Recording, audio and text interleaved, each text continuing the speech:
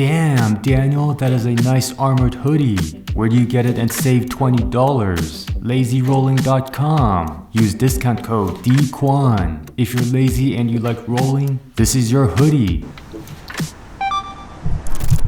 Hey, my name's Daniel, this is Max, and today we're gonna ride the Meepo NLS belt. We're gonna do a range test. After we ride the board, we're gonna talk about each part of the board and give you our thoughts. My weight is 74 kilograms and Max, with everything I'm wearing, and Max is 78 kilograms today. And the weather is 23 degrees Celsius. Okay, let's go. We're not supposed to skating in park. So... Every night you sing the blues, always wishing that what you do hold the crowd. When they talk about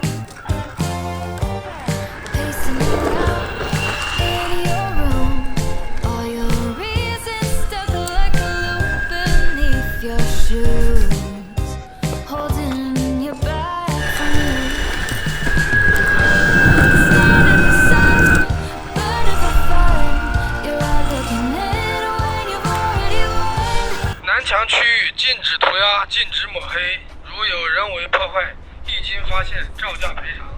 Okay. Wow, so much fun!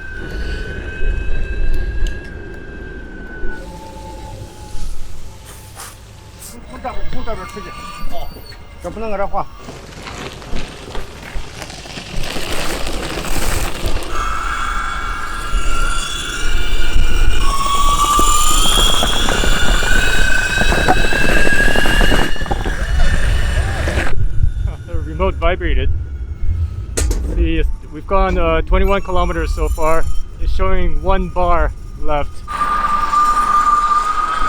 Seems like my top speed is limited to 26 now. It should gradually be dropping.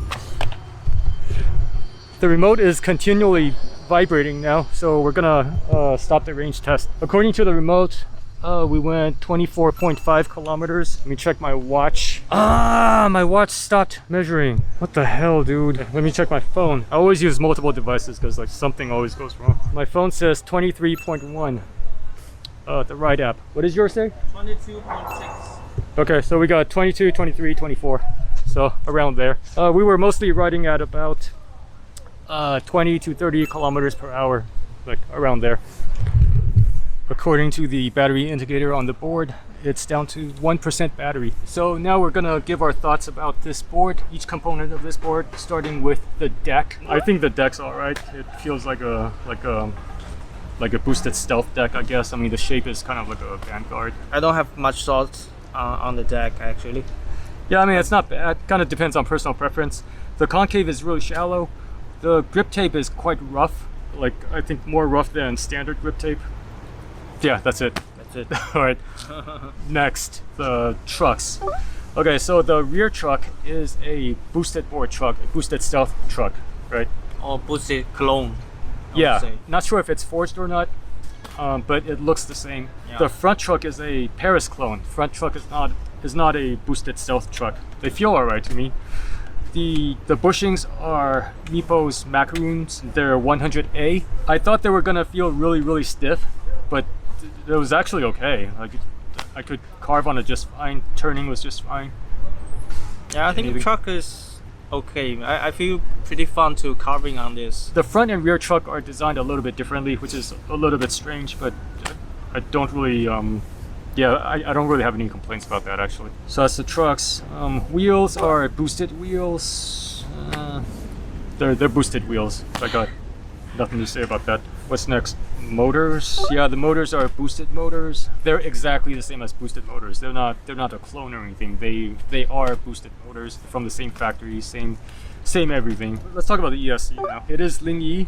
Ling Yi, yes. It feels much better than the previous Ling Yi, like that I've used like a year ago or so. Do you like it? Okay, I want to ask you, like, how do you feel about it compared to like a hobby wing, like let's say X-Way or Backfire? I feel it just provides me more torque. Somebody would say it's torque jerky, but I think it's more torque. Yeah. That's specifically low end torque, right? Yeah. Actually, I feel pretty okay with the ESC. I think I don't really. Why is there a drone? Whoa, whoa, whoa, whoa! The drone is crashing. Good, we have helmets. Yeah, the ESC. I don't have any complaints. So on previous boards, I used the Lingy ESC. I didn't like it, especially the brakes, because I always felt like the brakes were kind of very not intuitive. Like you want to brake a certain amount, and then it's always different from what you expect. Now it's totally predictable, and you can set the brake strength, just like how you can set the acceleration strength. So they give you 4 modes. For me personally, the 4th mode for both the acceleration and the brakes are a little bit too harsh. But I think for someone who weighs more, it's probably okay. For acceleration, it's too harsh, mostly from a standstill. But once you get moving, I think it feels all right. It does have that push to start feature, which I think is awesome. You don't have to bend down to press a button, because that's disgusting. That's disgusting, and I hate that. The other Lingy feature that is common on a lot of boards is not present here. That's when you're at a full stop and on a little slope. On a lot of Lingy boards, you can hold down the brake and then it'll lock the wheels. On this one, it doesn't do that. Maybe it only works with hub motors or something. I guess. Different program. Yeah, this board, it doesn't do that. I guess that's about it. Want to talk a little bit about remote? Yeah, the remote. Just looks like a boosted remote with a screen on it.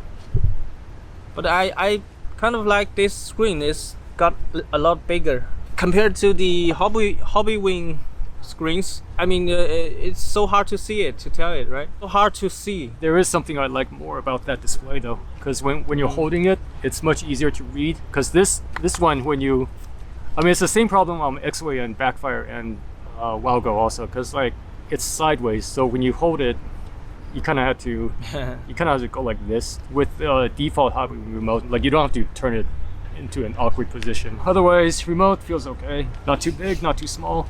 Just too much of boosted. Yeah, it really looks a lot like the boosted remote.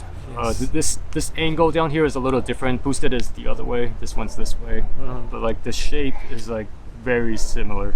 Battery is pretty good. They are using Samsung 40T batteries, and that should be the most expensive 21700 battery in the market, right?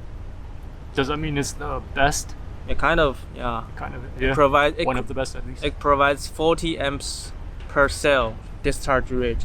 So how does that compare to something like Sony VTC6? What's the discharge rate on that? Sony VTC, I guess 30 amps. I guess I don't really remember. I think it's 30 amps. More discharge rate. You got less.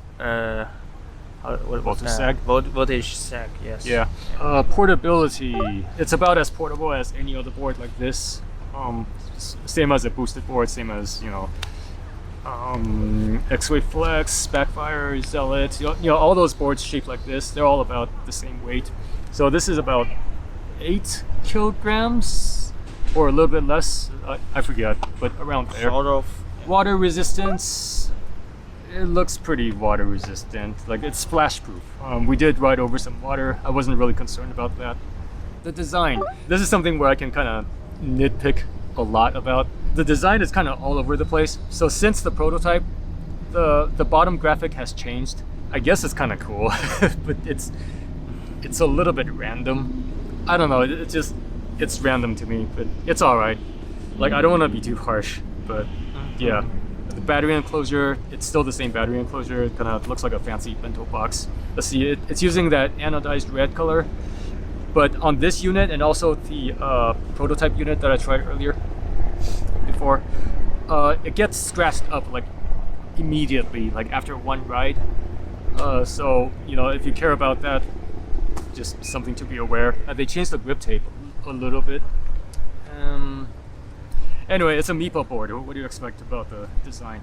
I guess my only issue with this board is that it's $700, but there's not really the only unique selling point is the battery, I guess. It's 288 watt hours. It's not the biggest battery in this price range, but it's probably got the highest discharge rate. Yeah. I mean, it arguably uses the best battery for a $700 board. So there's that. Aside from that, I'm not sure what else is special about this board. I mean, the fact that it's using, the fact that it's using boosted parts. I don't know. Some people might like that. Some people might not care. It sounds just like a boosted. Maybe that's a plus for you. Or if you have a boosted board with a bad motor, you could replace that with Meepo's boosted motor or Meepo's NLS belt motor. They're exactly the same. Overall, I guess it's a nice first belt drive board from Meepo. I feel it's a pretty nice board. Overall, I like it got enough torque, it got enough range, and the design is good. But I have to say, I see too much of a boosted board on this board. I don't see their own design. I'm sorry to say that, but yeah, that's true, right? It doesn't has any features that surprised me. Okay, it has distinct Meepo features, but I wouldn't say they're advantages. For example, the enclosures are Meepo enclosures, but I mean, they definitely don't look better than boosted enclosures, so that's not exactly a plus. Yeah. So there's no like unique selling point that is like It's uniquely just- Meepo. It's just too much boosted. You see too much boosted on this Meepo board. That's weird. Yeah, I mean, I guess that's kind of what they're going for, though. Right. But I feel board is pretty okay. It was this price. It's very good. The $700 that you're paying for, I think you what you're getting is mostly a good battery. Like compared to other boards at $700, the main selling point is probably the battery. Okay, what do you guys think? Leave a comment. Let me know. Subscribe and all that stuff.